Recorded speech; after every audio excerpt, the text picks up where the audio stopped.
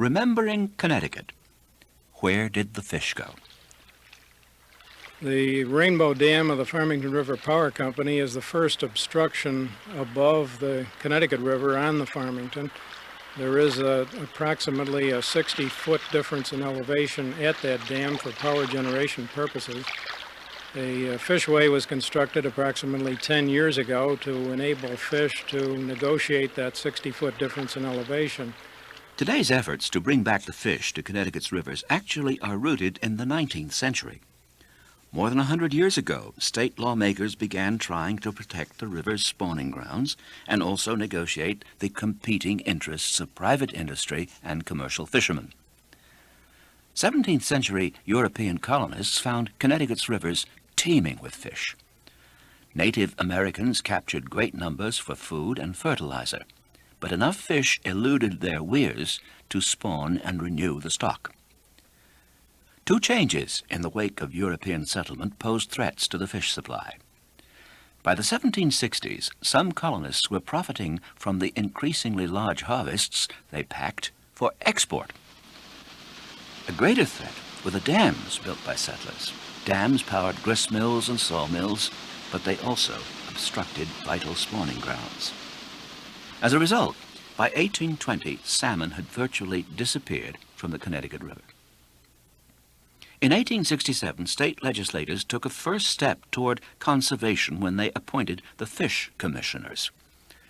This legislative attention was prompted by the Shelton Dam across the Housatonic River. The debate surrounding this site provides a case study in 19th century environmental action. To the owners of the Housatonic Water Company, the dam was a vital part of a campaign to bring industry to Shelton and Derby. To commercial shad fishermen, the dam endangered their livelihood. After much argument, the water company promised to provide a fishway, and the dam was built. The fishway, however, did not work, and it was destroyed by flood in 1872. A second fishway over the Shelton Dam, built in 1888, proved as unsuccessful as the first. Meanwhile, each year the shad gathered just below the dam, easy prey that attracted dozens of commercial fishing operations. In response, the fish commissioners lobbied successfully for an 1882 law that prohibited the taking of fish below the dam. But wardens charged with enforcing the law succumbed to bribery.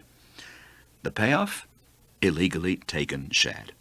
By the early 20th century, the Housatonic could not support profitable fisheries.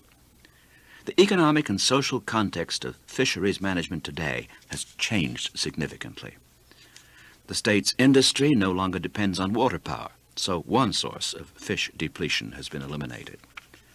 Unlike 19th century citizens, few Connecticut residents today have to choose between fish and jobs.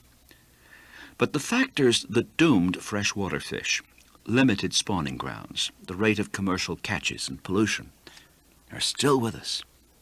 Now, however, they endanger saltwater species in the Long Island Sound and the Atlantic Ocean.